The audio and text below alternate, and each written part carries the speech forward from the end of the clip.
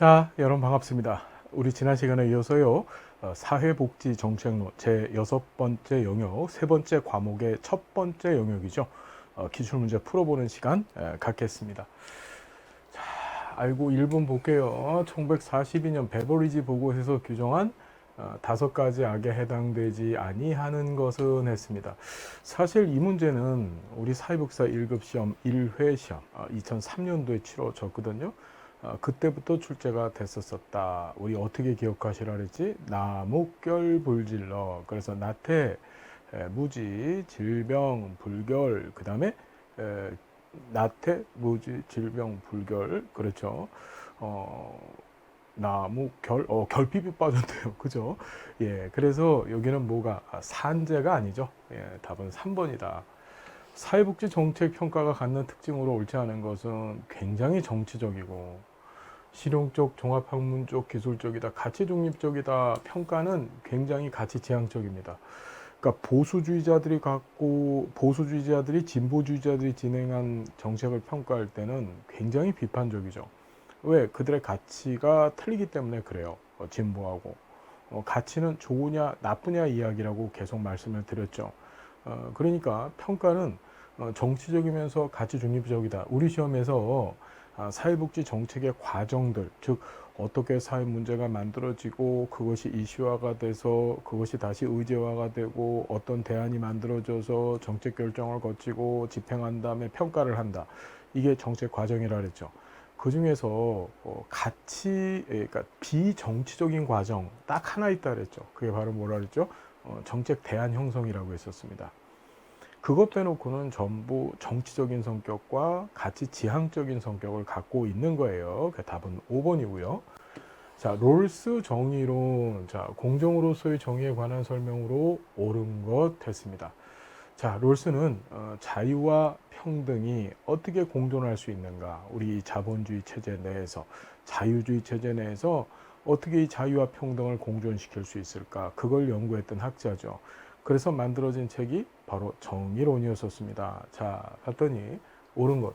제1원칙은 기본적 자유에 대한 동등한 권리다. 맞습니다. 제1원칙은 기본적 자유에 대한 동등한 권리. 그죠? 제2원칙은 이제 차별의 원칙이 있었죠. 차별의 원칙. 그 차별의 원칙 가운데 이제 기회 균등의 원칙이 있었었고, 그 다음에 그 최소 극다의 원칙이 있었었죠. 아, 오늘 왜 이러지? 왜 이렇게 버벅대지? 자, 어쨌든 자, 기회 균등보다는 결과의 평등이 더 중요하다. 롤스는 결과의 평등 얘기를 하진 않았어요. 기회 균등의 원칙은 차등의 원칙 중에 하나입니다. 그 다음에 최소 극다의 원칙이 차등 원칙 안에 또 포함되어 있었었죠. 그런데 결과의 평등 이런 얘기는 하지 않았다. 자, 사회 경제적 불평등은 어떠한 경우라도 허용될 수 없다. 자, 롤스는 자유주의자예요. 자유주의자 입장에서 차별의 원칙을 통해서 이 자유주의가 갖고 있는 모순, 문제점을 해결하려고 했던 거예요. 그러다 봤더니 사회경제적 불평등을 일단은 허용하고 시작해야 돼요. 자유주의니까. 어떠한 경우에도 허용할 수 없다가 아니고 일단은 하고 시작을 해야 되더라. 자, 무슨 얘기인지 이해됐나요? 자유주의자들은 기본적으로 불평등을 인정하잖아요. 불평등이 경제 성장에 기여한다고 생각하는 거예요. 자, 그 다음에 최대 다수의 최대 행복을 추구한다. 이건 롤스가 했던 얘기가 아니고 우리 벤담이라고 하는 학자가 이런 벤담 들어보셨죠? 예, 벤담이 공리주의를 얘기하면서 했던 얘기예요. 공리주의. 공리라고 하는 것은 공공의 이익을 얘기합니다. Public benefits라고 얘기하죠. 그래서 모든 사람들을 다 행복하게 할 수는 없다. 행복하게 하는 정책 그런 건 없다. 그래서 결국은 뭐냐, 많은 사회 구성원들이 행복하면 그것이 바람직한 행복 관련된 정책이다. 이렇게 봤던 거예요. 자, 정당한 소유와 합법적인 이전은 정의로운 결과를 가져온다. 정당한 소유, 합법적, 뭐 이런 얘기도 하지 않았습니다. 무슨 정의로운 결과 이런 얘기 없었고, 참 문제는 처음 보는 유형의 문제였었는데 롤스 관련해서는. 그런데 쉽게 1번을 찾을 수 있죠. 옳은 것 했으니까. 자, 4번 봅니다. 사회복지 정책이 필요한 이유를 모두 고른 것 했습니다. 국민의 생존권 보장, 이거 다른 말로 국민의 인간다운 생활할 보장, 그렇죠. 그 다음에 사회통합 증진합니다. 그래서 어떻게 이제 정치적으로 사회를 안정시키고 그걸 통해서 사회통합을 한다 그랬죠. 개인의 자립성을 증진시키고 능력에 따른 분배, 이거는 정책이 아니라 능력에 따라서 분배하는 것을 일차적 분배라고 얘기를 했고, 이건 시장 체제 내에서 벌어지는 분배 형태라고 우리가 공부를 해 봤었습니다. 우리 사회복지 정책은 능력에 따른 분배를 추구하는 것이 아니라 능력에 따른 기여를 하죠.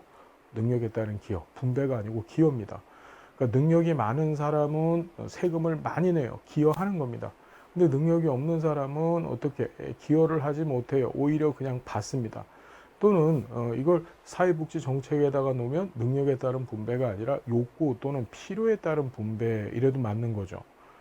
능력에 따른 분배는 다시 한번 뭐라고요? 예, 시장 체제 내에서 사회복지 정책이 필요한 이유, 즉 국가가 시장 안에 개입해야 될 이유가 아니라 예, 바로 시장 체제 내에 대한 설명이었다. 그러니까 답은 기억하고 니은티그 4번이 맞네요. 자, 5번. 사회복지 정책의 발달 이론적 의회 민주주의의 정착과 노동자 계급의 조직화된 힘을 강조하는 이론은 노동자 계급이 조직화됩니다. 그래서 만드는 것이 이제 강력한 노조라 그랬죠. 그런 노조들이 의회에 들어가서 좌파 정당을 만든다 그랬었어요. 그 좌파 정당을 만든 그 힘을 가지고 이 자본가 계급들과 싸워서 쟁취해낸 것이 사회복지 정책이다라고 얘기하는 것이 바로 권력자원이론, 다른 말로 사회민주주의 이론이죠. 권력자원이론 또는 사회민주주의 이론. 답은 2번이다. 어렵지 않다. 항상 노동자 계급이 시험 문제 나오면은 어떻게 풀라 그랬나요? 권력자원이론 아니면은 신마르크스주의 이론, 둘 중에 하나라고 우리가 공부했었습니다. 자, 권력자원이론이다. 6번. 영국 국빈제도 역사에 관한 설명으로 옳지 않은 것은 1601년 엘리자베스 빈민법은 빈민을 노동 능력 있는 빈민, 노동 능력 없는 빈민, 빈곤 아동으로 분류하였다. 그래서 엘리자베스 국민법에서의 차별 처우 원칙 얘기하고 있는 거죠. 노동력 유무에 따라서 빈민을 노동 능력이 있는 빈민, 없는 빈민, 빈곤 아동으로 분류하고, 노동 능력이 있는 빈민은 작업장이나 또는 어떻게 작업장 가기를 거부하는 빈민 같은 경우는 교정원이라고 하는 곳을 보냈다 그랬죠. 반면에 노동 능력이 없는 빈민은 구빈원이라고 하는 집단 수용시설로 보내고, 이 빈곤 아동들, 이게 이제 요보 아동인데 얘네들은 입양을 원칙으로 하되, 즉 다른 집에 입양을 보내는 건데, 입양이 안 되어졌을 경우에는 이제 어떻게 남자애들은 도제를 보내고 여자애들은 남의 집 하녀를 보냈다고 우리가 공부했었습니다. 맞는 얘기고요. 자, 1662년 정주법은 불황자들의 자유로운 이동을 금지하였다. 그렇죠. 빈민이 농촌에서 도시로 이동하는 걸 금지시켰죠. 농촌에서 도시로 이동하는 걸 맞고요.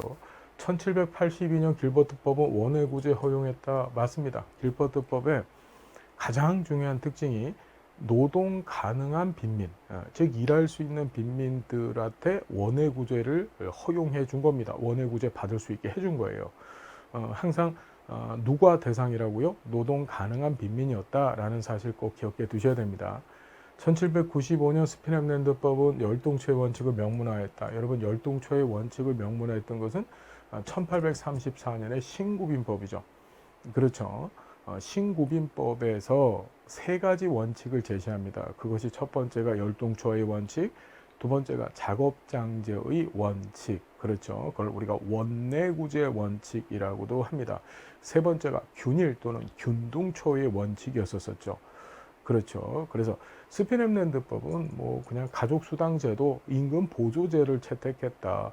노동 가능한 빈민을 대상으로 해서 임금 보조제가 실시됐다는 정도 기억해 두시면 되겠습니다. 자, 4번이 틀렸네요. 자, 1834년 신빈민법은 노동 능력이 있는 빈민에 대한 원외구제를 폐지시켰죠. 그렇죠. 이게 바로 작업장제 원칙 얘기하는 거예요. 원칙 세 가지 중에서 이걸 통해서 어떻게 길버트법도 저절로 폐지가 되어졌다. 무슨 말인지 알겠습니까? 그래서 6번의 답은 4번이다. 자, 7번 보겠습니다.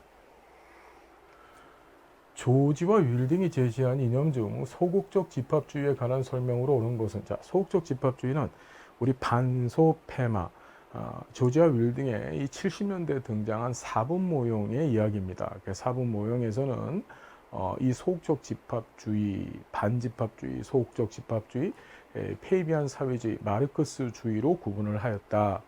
자, 봤더니 시장에 대한 국가 개입을 최소화하고 개인의 소극적 자유를 극대화하는 것이 바람직하다 이랬습니다. 여기서 지금 옳은 것 했어요. 시장에 대한 국가 개입을 최소화시키면서 개인의 소극적 자유를 극대화시키자. 즉 국가가 이게 극대화라는 말이 문제인 거예요. 소극적 자유를 추구하는 건 맞지만 그걸 극대화시킨다는 얘기는 국가가 시장 안에 아예 개입하지 않겠다는 얘기죠. 이건 바로 뭘 뜻하는 건가요? 반집합주의에 관한 설명하고 있는 겁니다. 그 다음에 자, 개인의 적적자를 보장하기 위해서는 철저한 계획경제와 생산수단의 국유화라고 했습니다. 자, 적극적 자유를 추구하는 것은 페이비안 사회주의 아니면 마르크스주의인데 이때 철저하게 계획경제를 하고 생산수단, 여러분 생산수단은 자본을 생산수단이라고 해요.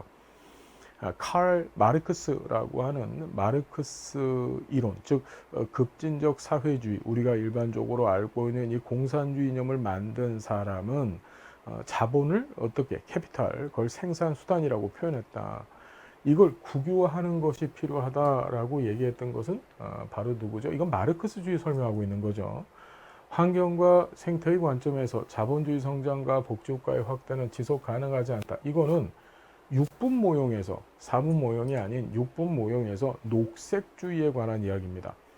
우리가 6분 모형은 1990년대 조지와 윌딩에 의해서 만들어졌다 그랬었어요. 그래서 조지와 윌딩은 6분 모형에서 기존의 반집합주의를 신우파, 그 다음에 소극적 집합주의를 중도 노선, 페이비안 사회주의를 사회민주주의, 그리고 마르크스주의 하에서 어떻게 다시 마르크스주의와 녹색주의, 그 다음에 페미니즘 이렇게 구분을 했습니다. 이건 녹색주의 설명하고 있는 거고, 복지국가는 노동의 성, 분업과 자본주의 가부장제를 고착시키는 역할을 한다. 이거는 페미니즘 얘기하고 있는 거죠. 6분 모형에서. 자, 시장의 약점을 보완하고 불평등과 빈곤에 대응하기 위하여 실용적인 국가 개입이 필요하다. 실용주의 주장을 합니다. 우리가 소극적 집합주의는 반집합주의의 가장 큰 문제, 불평등입니다. 반집합주의자들은 불평등은 어떻게 경제 효율성을 증가시켜서 경제를 발전시키는 아주 중요한 가치라고 생각을 해요. 그런데 문제는 그 불평등은 자본주의 체제 자체를 붕괴시켜 버립니다. 불평등이 심해지게 되면 사람들이 가만 안 있어요. 막 혁명 같은 극단적인 방법을 통해서 체제를 어떻게 깨뜨려 버리는 거예요. 그래서 소극적 집합주의는 실용주의 또는 합리주의적 시각을 갖고서 국가가 일정 정도 시장 안에 개입을 해서 이런 불평등을 완화시켜 주는 거예요. 사회복지정책 같은 방법을 통해서, 그걸 통해서 자본주의 체제를 유지시키고 싶어 하는 것이 바로 소극적 집합주의죠. 그 시장의 약점 보완하고 불평등과 빈곤에 대응하기 위해서 실용적인 국가 개입이 필요하다고 보는 거 5번이 맞습니다. 자, 8번.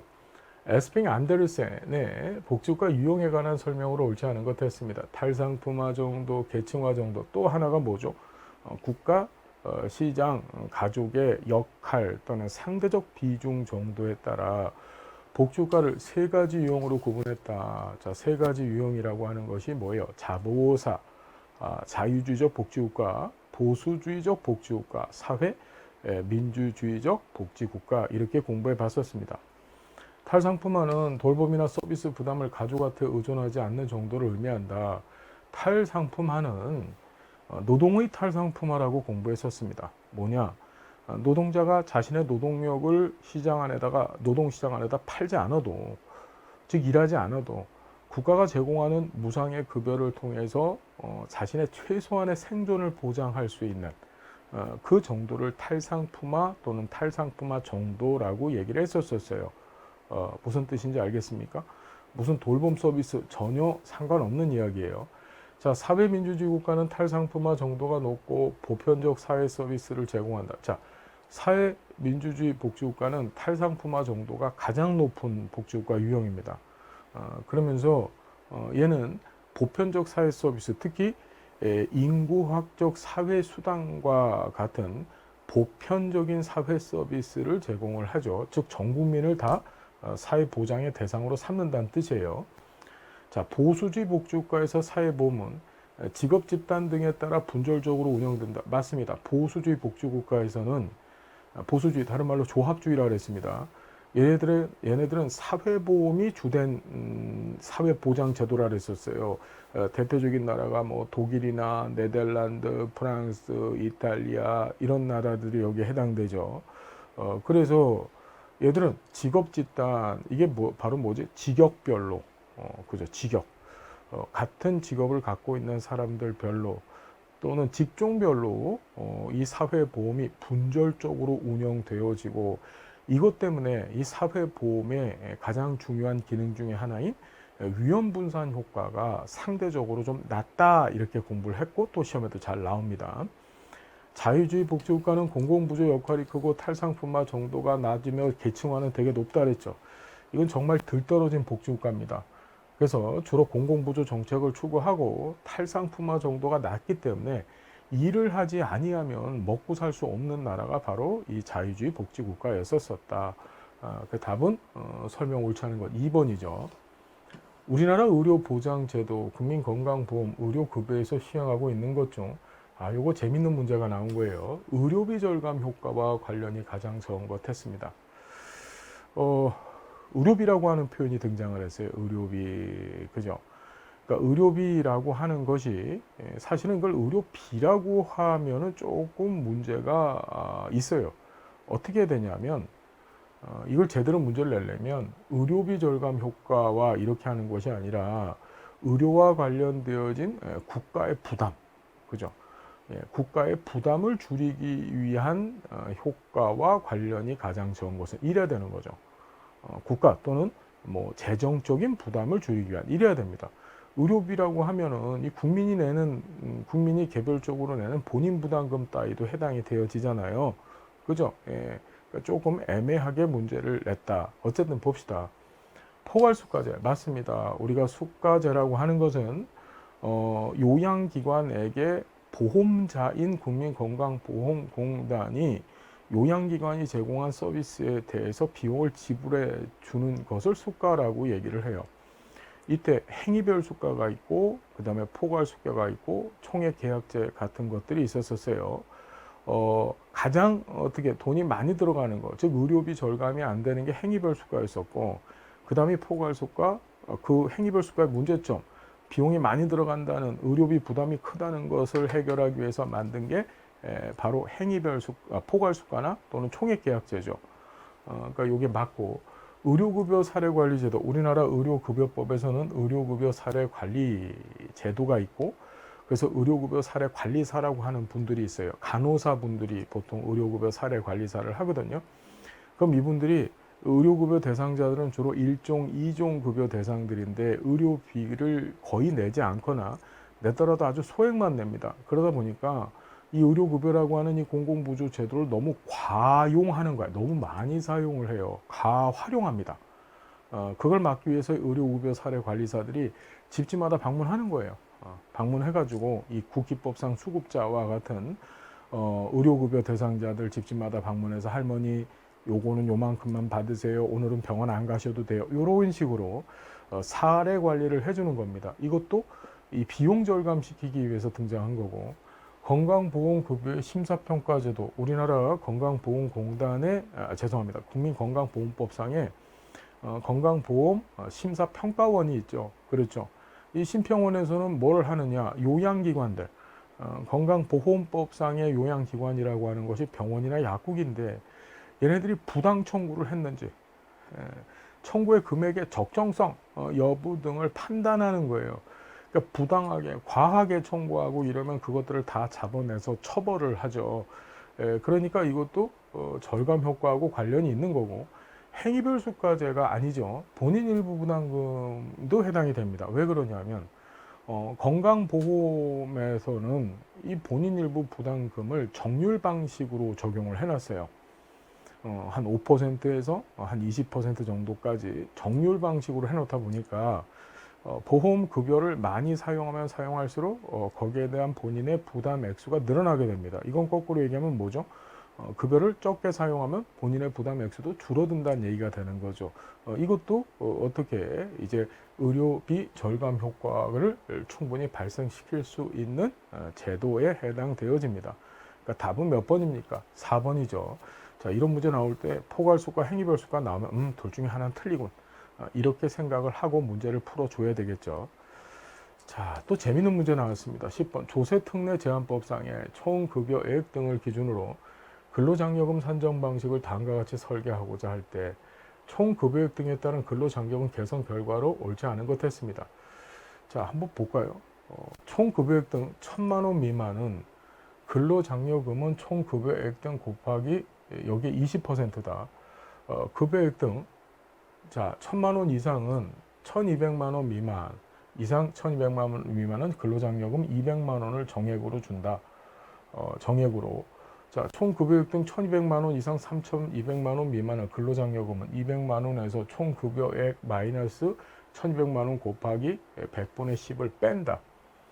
자, 이렇게 했어요. 이게 뭘 얘기하고 있는 거냐면 우리나라 이 근로장려 세제는 미국의 EITC를 벤치마킹 했다 그랬죠. 근로장려금의 액수가 우리나라는 근로장려금을 이제 세금에서 공제를 해주는 구조인데 그 금액을 어떻게 부족한 금액을 메워주는 구조가 아니고 냈던 세금을 환급해주는 공제가 아니고 환급해주는 구조입니다. 근데 미국의 EITC를 본땄다 그랬었어요. 그래서 점증 구간, 평탄 구간, 점감 구간, 다시 점증, 평탄, 점감이라고 하는 세 개 구간으로 구분을 했다. 여기 보면 1,000만 원 미만은 급여액 등의 1,000분의 20을 환급해 주는 거야. 1,000분의, 그러니까 100분의 20을, 20%를. 그러면 어떻게 돼? 이게 점증 구간 얘기하는 거죠. 급여가 1,000만 원까지 1,000만 원까지, 그러니까 999만 9,999원까지 가게 되면 거기까지는 어떻게 점점 늘어나는 거야, 이 환급액이. 그런데 1,000만 원에서 1,200만 원 여기는 그냥 평탄입니다. 급여가 늘어나는 거 상관없이 똑같이 200만 원을 주는 거고 1,200에서 3,200만 원 미만 여기서부터는 어떻게 근로장려금이 200만 원에서 마이너스가 되기 시작해요. 줄어들기 시작하는 거죠. 자, 보면 총급여액 등이 500만 원일 때 근로장려금은 100만 원이다. 이건 너무 쉬운 문제 아니에요? 이건 상식적인 얘기잖아. 총급여액이 500만 원이라고 하는 얘기는 여기에 속하는 거죠.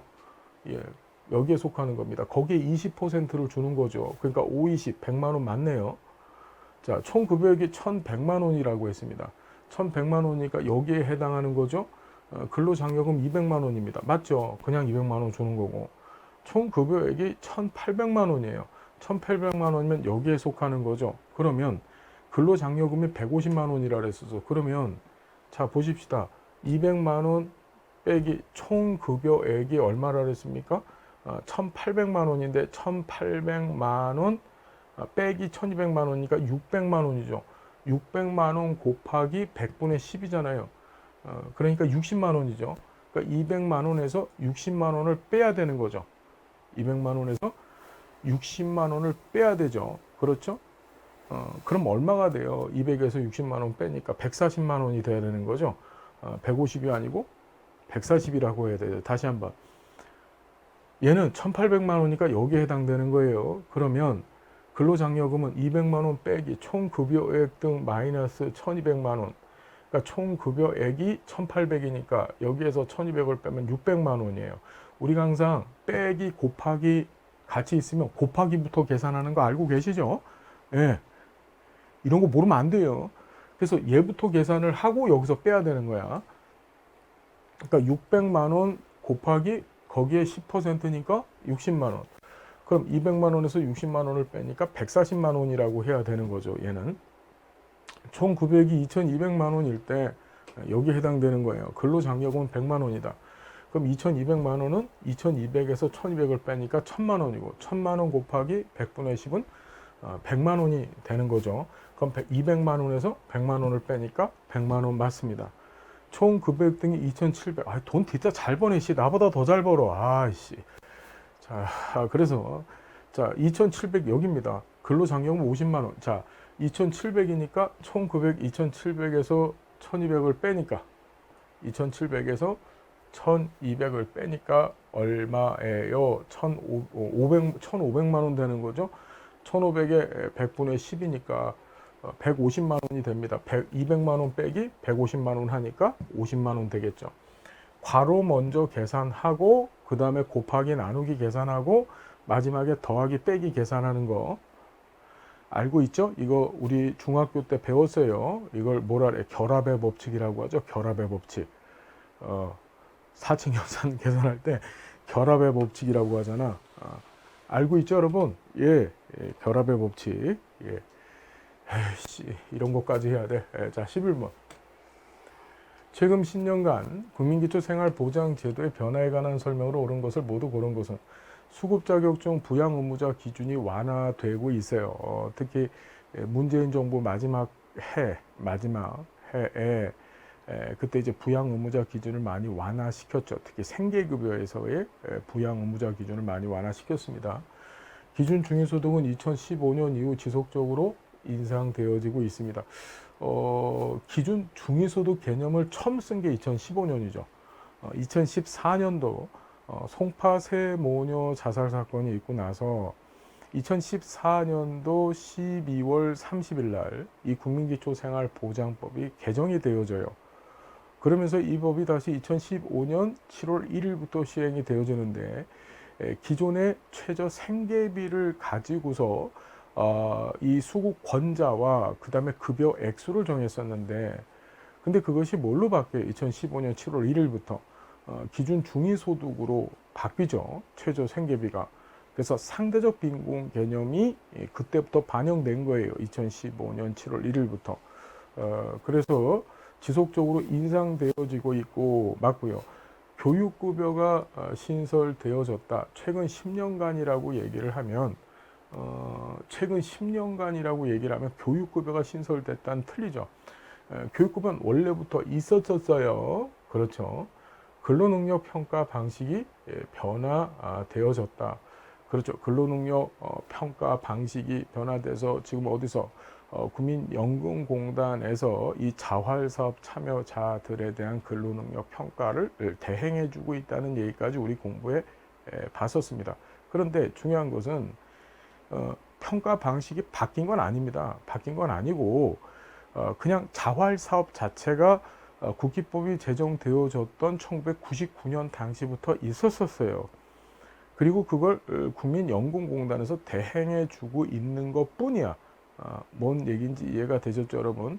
자, 어쨌든지 간에 그게 있었었는데 다시 정리해요. 다시 있었었는데 그걸 지금 어떻게 그 당시에 10년 전에 바뀌어졌다. 10년 이전에 근로능력 평가 방식이 변화되어졌다. 이게 자활사업 관련된 거예요. 그러니까 기억하고 니은하고 리을은 맞고요. 디귿은 틀렸죠. 교육급여 신설됐다. 틀렸습니다.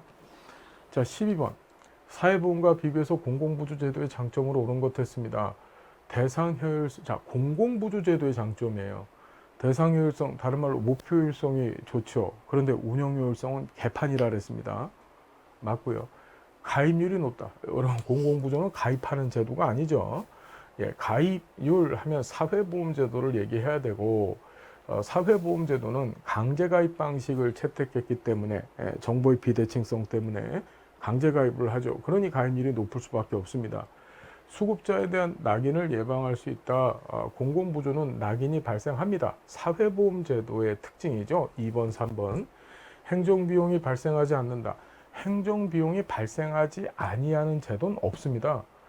다만 사회보험이 공공부조에 비해서 행정비용 또는 관리비용이 덜 발생하고 그래서 운용 효율성이 좀 좋다 이런 특징을 갖고 있는 거죠. 수평적 재원배 효과가 큰 건 사회보험이죠. 공공부조는 수직적 재원배 효과가 큰 거예요. 자, 4번은 아예 말이 안 되고 2번, 3번, 5번은 사회보험제도가 공공부조 제도와 비교했었을 때의 장점, 특성이죠. 자, 자, 그 답은 1번입니다. 13번 우리나라가 시행하고 있는 취약계층 취업 지원 제도에 관한 설명으로 옳은 것 했어요. 자, 재밌는 문제인데 한번 봅시다. 노인 일자리 사업의 총괄 운영 기관은 대한노인회가 하는 거 아닙니다. 자, 대한노인회가 왜 노인 일자리 사업을 총괄 운영을 해요? 노인 일자리 사업, 대한노인회 그런 거 안 하세요. 장애인 고용 의무 제도는 모든 사업체에 적용되는 거 아니죠. 예. 일정 규모의 그 상시 근로 인력을 두고 있는 사업체에만 적용되는 겁니다. 맞춤형 취업 지원 서비스로 취업 성공 패키지가 운영되어지고 있다. 요것도 잘 봐야 되는데, 취업 지원 제도라고 얘기했어요. 맞춤형 취업 지원 서비스인데 요것도 지금으로는 맞는 답이 아니에요. 이게 지금 맞다라고 당시에는 답이 나왔었는데 취업 성공 패키지 1, 2가 있었었는데 그게 없어지고 국민 취업 지원 제도로 바뀌었죠. 현재는 국민 취업 지원 제도예요. 윤석열 정부 때 기존에 문재인 정부 때까지 진행했던 취업 성공 패키지 1, 2가 없어지고 어떻게 국민 취업 지원 제도로 바뀐 거예요. 그러니까 이것도 사실 지금으로는 틀리다. 모든 국민기초생활수급자는 반드시 자활사업에 참여해야 되는 것이 아니라 18세 이상 되고 65세 미만인 자 중에서 근로능력 평가를 받아서 평가에 통과가 된 사람들만 자활사업에 의무적으로 참여해야 되는 거예요. 그게 의무 참여자, 다른 말로 조건부 참여자라고 했죠. 조건부 참여자. 자, 의무 참여자입니다. 의무 참여자. 조건부 생계급여를 받는 사람들이죠. 그 다음에 고령자를 채용하지 않는 기업은 정부의 부담금을 납부해야 된다. 이랬습니다. 고령자를 채용하지 않는 기업은 정부의 부담금을 납부해야 된다. 요 13번 요 문제도 조금 좀 애매한 문제다. 그래서 사실 이런 문제 보지 마세요. 이거 자꾸 제도가 바뀌고 또 이제 정책과 정권이 바뀌면서 자꾸 바뀌기 때문에 13번은 그냥 패스하고 가시고요. 자, 14번. 우리나라 고용보험과 산재보험에 관한 설명으로 옳은 것 했습니다. 자, 14번 볼게요. 소득활동 중 발생할 수 있는 소득 상실 위험에 대한 사회안전망이라고 하는 공통점을 가지고 있다. 그렇죠. 고용보험과 산재보험 둘 다 소득활동을 하는 거예요. 소득활동을 하다가 이제 이직을 했었을 때 고용보험법상의 구직급을 받는 거고, 그 다음에 소득활동을 하다가 산업재해를 당했었을 때 그것 때문에 발생하는 소득 상실 때문에 이제 보통 휴업급여라든지 상병보상연금 같은 것들을 받게 되는 거죠. 맞고요. 구직급여는 구직활동 여부와 관계없이 지급된다. 구직급여는 구직활동을 해야만 지급합니다. 고용태 및 시간에 관계없이 모든 근로자는 두 보험의 적용을 받습니다. 아닙니다. 근로시간에 따라서 근로자가 두 보험의 적용을 받는 자가 있고 받지 못하는 자가 있습니다. 장애급여는 산업재해를 입은 모든 근로자한테 지급되어지는 것은 아니죠. 두 보험의 가입자 보험료는 동일하지 않습니다. 자, 보험료율은 동일하지 않습니다. 특히 산재 같은 경우에는 사고가 많은 개별 실종률이라고 해서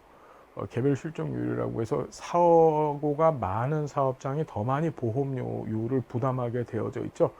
자, 14번의 답은 그래서 1번. 자, 15번.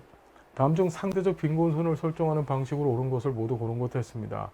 자, 상대적 빈곤 보면 중위소득의 일정 비율 맞죠? 라이덴 방식은 이건 주관적 빈곤 얘기고, 반물량 방식은 절대적 빈곤 얘기고, 라운트리 방식 이것도 절대적 빈곤이죠. 타운젠드 방식 맞습니다. 또 하나 더 집어넣으면 평균 소득도 들어가죠. 그러니까 기억하고 미음만 답이 되네요. 15번의 답은 그래서 2번이 됩니다. 2번. 자, 16번. 우리나라 사회보험의 운영 원리에 관한 설명을 옳지 않은 것 했습니다. 원칙적으로 수익자 부담 원칙을 전제로 하고 있다. 맞습니다. 자, 그래서 수익자가 부담하는 구조죠. 기여금을 냅니다.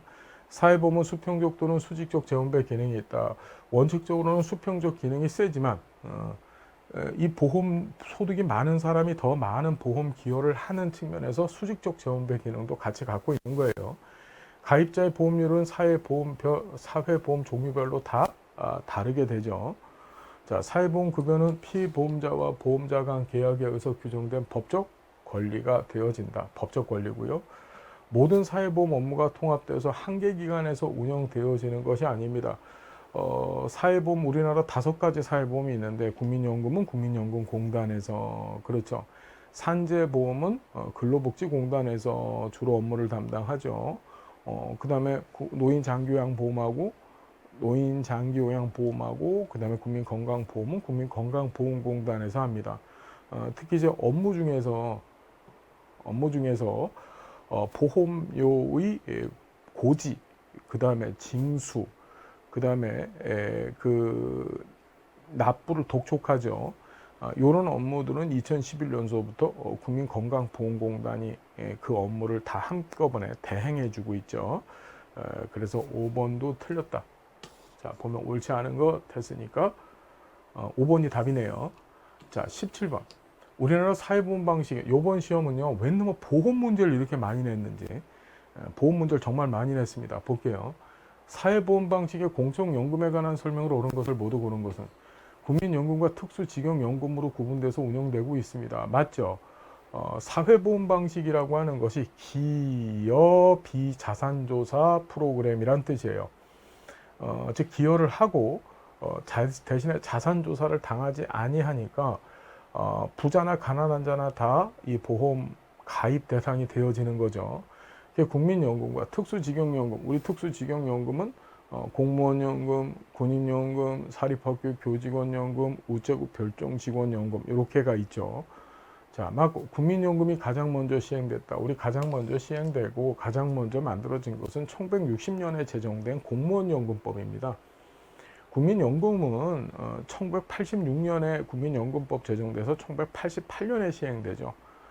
자, 다시 한번 사회보험 방식의 공적연금 중에서 제일 먼저 시행된 건 뭐라고요? 예, 공무원 연금이다. 자, 니은 틀렸고요.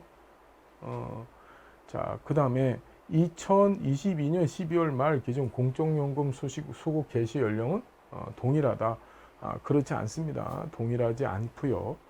자, 가입자의 노령, 장애, 사망으로 인한 소득 중단 시 급여를 지급한다. 연금은 그거 하기 위해서 만들어진 거예요. 노령이 됐거나 장애를 당했거나 또는 사망으로 인해서 유족한테 지급을 하는 거죠.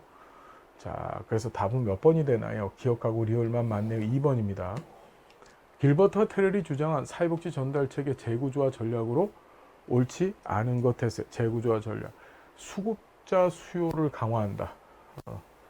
이 재구조화를 하는 목적은 목적 또는 목표는 적정 수준의 급여를 제공하는 것이 목적이에요. 수요를 강화시킨다. 적정 수준 이상으로 막 써라 이런 의미가 담겨져 있는 거죠. 아닙니다. 이런 거 없어요. 기관들을 동일 장소에 배치하거나 사례별 협력, 관료적 구조로부터 전문가 이탈시키거나 시민 참여하는 거 다 답이 됩니다. 자, 19번. 사회복지 정책의 주체 및 그 역할에 관한 설명을 옳지 않은 것은 긍정적 외부 효과가 큰 영역은 민간 부분이 담당하는 것이 바람직하다. 여러분, 외부 효과는 긍정적 외부 효과, 부정적 외부 효과가 있는데 부정적 외부 효과 같은 경우에는 국가와 같이 공권력을 갖고 있는 조직이 들어가서 그 부정적 외부 효과를 법이나 제도를 통해서 차단을 해야 돼요. 또 긍정적 외부 효과 역시도 국가와 같은 엄청난 재정 능력을 갖고 있는 조직이 들어가서 그것을 어떻게 활성화시켜야 되는 거예요. 그래서 이런 긍정적 외부 효과가 큰 영역은 민간이 담당하는 것이 아니라 공공 부문이 담당하는 것이 바람직합니다. 특히 중앙정부인 국가가 나서는 게 사실은 제일 좋은 거예요. 자, 사회복지 정책의 주체는 국가, 지자체, 공공복지기관 다양하다. 그렇죠. 국가나 지자체, 요거는 이제 공공부문을 얘기하는 거고, 뭐 복지기관 등등등 이것들은 이제 민간 부문 얘기하는 거죠. 자, 공공재적 성격이 강한 제한화 서비스는 공공부문이 개입하는 것이 바람직하다. 자, 맞죠? 공공재 성격이 강한 제한화 서비스라고 하는 것이 비경합성과 비배제성적 특징을 갖고 있는 재화나 서비스를 말합니다. 얘네들은 당연히 공공 부문이 개입해야 되는 거죠. 이 문제는 뭐예요? 우리가 잘 알고 있는 그 시장 실패 요인들 얘기하고 있는 거죠. 시장 실패 요인들, 시장은 공공재 공급이 힘들고요. 시장은 외부 효과를 발생시키고요. 그렇죠. 그다음 시장은 여기 나와 있는 것처럼 정보의 비대칭성 문제를 발생시켜요. 그래서 정보의 비대칭성이 강한 영역, 대표적인 게 의료보험이나 고용보험 같은 거라 그랬었어요. 얘네들은 정보의 비대칭성이 역의 선택과 도덕적 해이라고 하는 문제를 발생시키고, 그래서 이거는 가급적 누가 국가가 개입하는 것이 맞다. 역선택이나 도덕적 해이는 뭐를요? 보험료를 쭉 끌어올리고, 그러다 보니 전 국민이 보험 가입을 하지 못하는 불상사가 발생한다 그랬죠. 그래서 강제 가입이라고 하는 방식을 통해서 전 국민을 전부 보험에 가입시킵니다. 그러려면 국가밖에 강제 가입을 할 수가 없어요. 민간 보험사들이 어떻게 국민한테 강제 가입을 해? 말도 안 되죠. 민간 복지기관은 정부 및 공공기관에 의해서 권한을 위임받은 경우 사회복지정책의 주체가 될 수 있다. 그렇죠. 원래 민간 복지기관은 사회복지 정책의 주체는 될 수 없습니다. 하지만 권한을 위임받으면 주체가 되어지는 거예요. 권한을 위임받으면은. 뭐 대표적인 게 우리 그런 거죠. 국민건강보험공단, 국민연금공단, 그거 전부 민간 조직이에요. 그렇죠. 그런데 보건복지부 장관이 국민연금 사업을 진행하기 위해서, 운영하기 위해서 국민연금법이라고 하는 법에 근거해서 권한을 법적으로 누구한테? 국민연금공단에 준 거죠. 그러니까 사회복지 정책의 주체가 돼버린 거예요. 자, 20번. 사회복지 정책 분석에서 산물 분석의 한계에 관한 설명으로 옳은 것 했습니다. 재밌는 문제 나왔어요. 길버트와 테렐은 사회복지 정책의 분석 방법으로 산물 분석, 그 다음에 성과 분석, 과정 분석 제시했었죠. 자, 정해진 틀에 따라 사회복지 정책 내용을 분석함으로써 적용된 사회적 가치를 평가하기 쉽다. 정해진 틀에 따라 정책 내용을 분석하는 게 산물 분석은 맞습니다. 문제는 사회적 가치 평가하기가 쉬운 게 아니라 사회적 가치를 대입해서 평가하는 것이 어렵죠. 사회복지 정책의 방향성을 제시하기가 전혀 안 됩니다. 방향성 제시한다는 것이. 왜 그러냐면 산물 분석이라고 하는 것은 현재 집행했거나 또는 집행된 정책을 분석하는 거예요. 프로덕트라는 것이 생산품을 얘기하는 거 아닙니까? 그렇죠. 방향성이라고 하는 것은 앞으로 이런 길을 가야 돼, 이건데 그게 아니라 이렇게 된 것을 분석하는 거예요. 그러다 봤더니 방향성 제시하는 것이 아닙니다. 자, 현행 사회복지정책에서 배제되고 차별받는, 이건 뭔 말도 안 되는 소리고, 산물 분석 결과는 기존의 사회 주류적 입장을 대변할 가능성이 상당히 높아진다. 이런 특징을 갖고 있죠. 산물 분석을 하게 되면 기존의 사회 주류적 입장들, 왜 그러냐면 이 산물 분석을 할 때는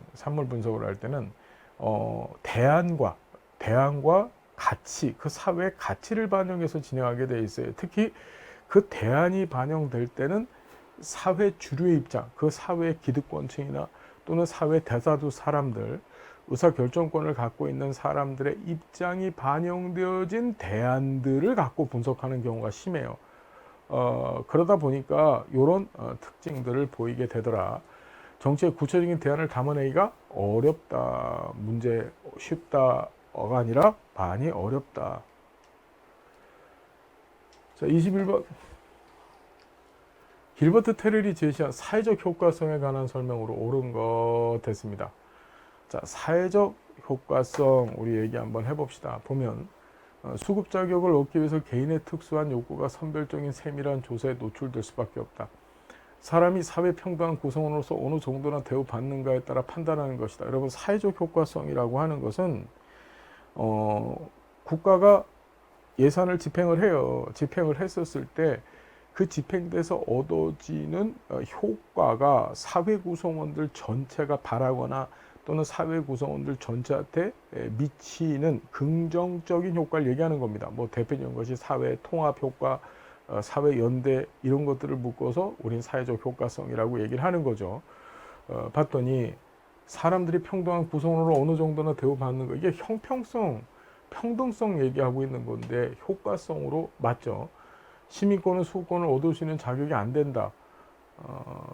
왜 그렇습니까? 20세기 들어와서 마샬은 자신의 시민권론에서 20세기의 복지권 얘기를 해요. 복지권은 대표적인 수구권에 해당이 되어지는 거고, 이 시민권만 갖고서도 당연히 국가로부터 기본권으로서 수구권을 얻을 수 있는 자격이 되는 거죠.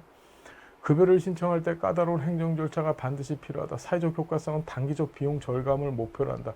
이것은 경제적 효율성 얘기하고 있는 거죠. 비용 절감하는 거는요. 뭐 많이들 어렵다고 이번 시험 얘기했는데 어렵지 않았어요. 아주 쉽게 풀 수 있었고. 2번. 자, 22번. 정책 결정 모형 중 드로우가 제시한 최종 모형에 관한 설명을 옳은 것 했습니다. 드롤 또는 드로워라고 하죠. 최종 모형을 얘기를 했어요. 경제적 합리성을 얘기하고, 경제적 합리성을 달성하기 위한 수단으로서 초합리성 이야기를 하죠. 자, 우리 보면 볼게요. 옳은 것 모두 골랐어요. 합리 모형과 점증 모형의 단순 혼합이 아닌 정책 성과를 최적화하려는 데 초점을 두더라. 그렇죠. 합리 모형과 점증 모형의 단순 혼합은 추구하는 것이 아니라 정책 성과를 최적화합니다. 여러분, 정책 성과를 최적화한다는 얘기는 이 뜻이 뭐냐? 경제적 합리성을 추구하는 것이다. 경제적 합리성이라고 하는 것은 정책 대안을 비교 평가하는 데 들어가는 비용보다 실제 정책을 집행하는 데 들어가는 비용이 더 높았었을 때 그걸 이제 경제적 효율성이라고 얘기를 했던 거예요. 요거 맞고, 함정 요소와 초합리적 요소를 다 고려하는 질적 모형이다. 합리적 요소는 합리 모형에서 나온 거예요. 문제는 뭐냐면 이런 합리 모형에서는 함정 요소를 너무 추구하다 보니까 비용과 시간이 너무 많이 들어가요. 그렇죠. 그래서 어떻게 초합리적인 요소, 정책 결정가가 갖고 있는 어떤 예지력, 예단력, 그렇죠. 이런 걸 갖고서 정책 결정을 해야 된다고 보는 거예요. 즉, 합리성에 기반을 하되 그 합리성을 가지고서 합리성의 가장 큰 문제인 비용과 시간의 문제를 해결하기 위해서 초합리성을 활용해야 된다고 주장하는 거죠. 이것도 맞고, 초합리성의 구체적인 달성 방법에 대한 명확한 설명이 없다는 게 문제인 거야. 초합리성이라고 하는 것이 정책 결정가가 갖고 있는 어떤 능력이에요. 그것이 이 초합리성을 가지고서 어떻게 여러 가지 정책 대안들 중에서 정책 결정을 딱 해버리는 거야. 그래서 어떻게 비용을 절감시키는 거죠. 그게 이제 경제적 합리성이라고 생각을 한 건데, 문제는 설명이 없어요. 어떻게 초합리성을 달성해야 되는지. 드로우 얘기에는 정책 결정을 체계론적 시각에서 파악하죠. 맞죠? 기니 리네. 그 다음에 정책 결정 과정에서 실현 가능성이 낮습니다. 왜 그러냐면 이 초합리성이 문제라 그랬죠. 이 초합리성은 결국 정책 결정가의 능력인데, 이 정책 결정가의 능력이 얼마나 대단한지, 또 우리 뭐 지금도 여러분 겪고 계시지만 우리나라 정책 결정가들이 그렇게 대단한 사람들이 아니에요. 띨띨한 사람들이 상당히 많거든요. 그 사람들의 초합리성 믿고서 정책 결정이 이루어졌다가 아주 파탄 나고 망가지는 거 많이 보고 있죠, 지금. 자, 그래서 답은 기억, 리을, 미음이다. 좀 특이하고 재미있는 문제가 나왔어요. 23번 사회복지 정책 급여 적절성에 관한 설명을 옳지 않은 것은, 급여 적절성 또는 급여 충분성이라고도 합니다. 급여 적절성, 똑같은 말이 뭐라고요? 급여 충분성. 이게 무슨 뜻이에요? 사회복지 정책에서 제공되는 급여는 이 정책의 대상이 되는 사람들의 욕구를 충족시키기에 충분해야 된다. 적절해야 된다. 뭔 소리야? 너무 많이 줘도 안 되고, 그렇다고 너무 조금 줘도 안 된다는 뜻이에요. 봤더니 인간다운 생활을 할 수 있는 수준만 주는 거야. 그게 바로 뭐지? 생존권 보장할 수 있는 수준만 주는 거죠. 기초연금 지급액 인상은 적절성 수준을 높여줄 수 있지. 기초연금이라고 하는 것은 공공부조 제도를 얘기하고, 65세 이상 된 노인들이 인간다운 생활을 하는데 필요한 최소한의 금액을 국가가 책정해 놓은 거예요. 그러니까 이걸 높여주면 어떻게 돼? 적절성 수준도 높아진다고 볼 수 있는 거죠. 급여를 받는 사람의 삶의 질에 대한 관심의 표현 맞죠. 일정한 수준의 물질적, 정신적 복지를 제공해야 된다는 거고, 적절성에 대한 기준은 시간과 환경에 따라서 바뀌죠. 이게 왜 그러냐 하면 이 적절성에 대한 기준은 시간과 환경에 따라서 자꾸 변화할 수밖에 없어요. 국가가 좀 돈이 많고, 그죠? 경제적으로 참 잘 돌아가고, 그래서 세원도 잘 확보가 되어지고 이러면 적절성 수준을 높이려고 하겠죠. 또는 정치적인 이유도 많이 반영이 되어져요. 우리 대통령 뭐 이런 사람들이 들어서면은 뭐 하냐면, 뭐 노인을 대상으로 정치하는 대통령, 뭐 국회의원들은 연금 액수를 늘리겠습니다 이러고 나서죠. 공공부조 생계급여 액수를 늘리겠습니다 이런 소리 하고 다니는 거예요.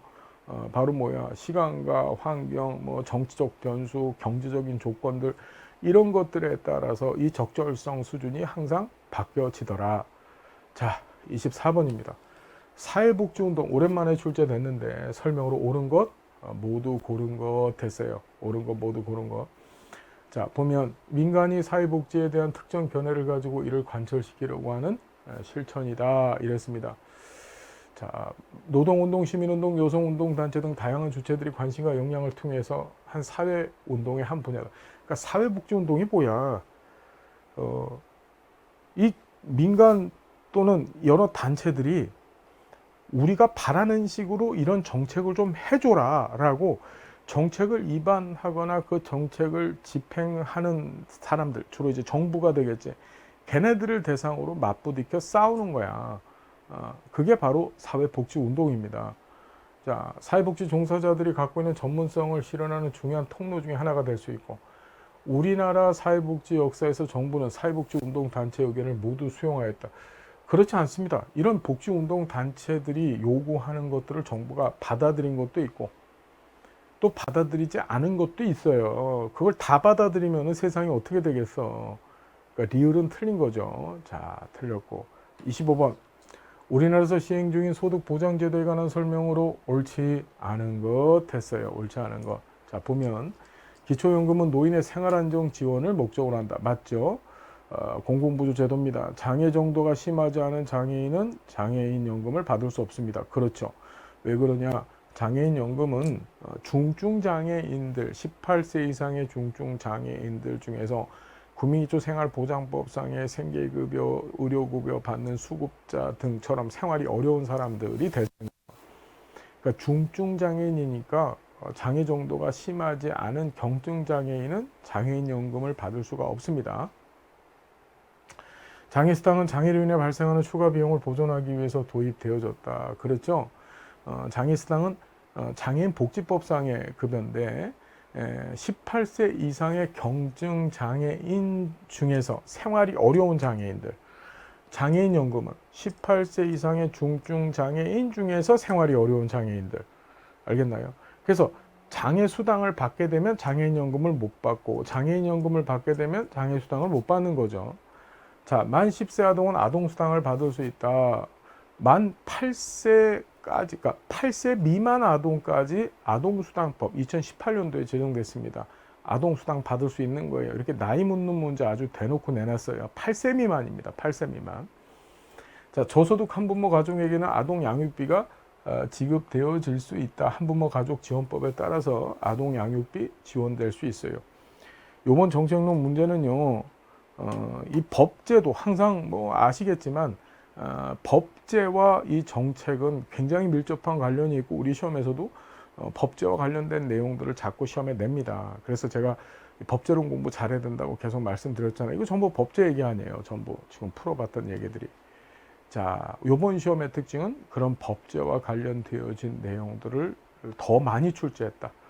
그러니까 법제론 공부를 좀 더 많이 잘 해두셔야 된다는 얘기로 이제 정리를 좀 하겠습니다. 자, 고생 많으셨고 다음 시간 또 우리 행복한 모습으로 여러분 만나 뵙겠습니다. 여러분 고맙습니다.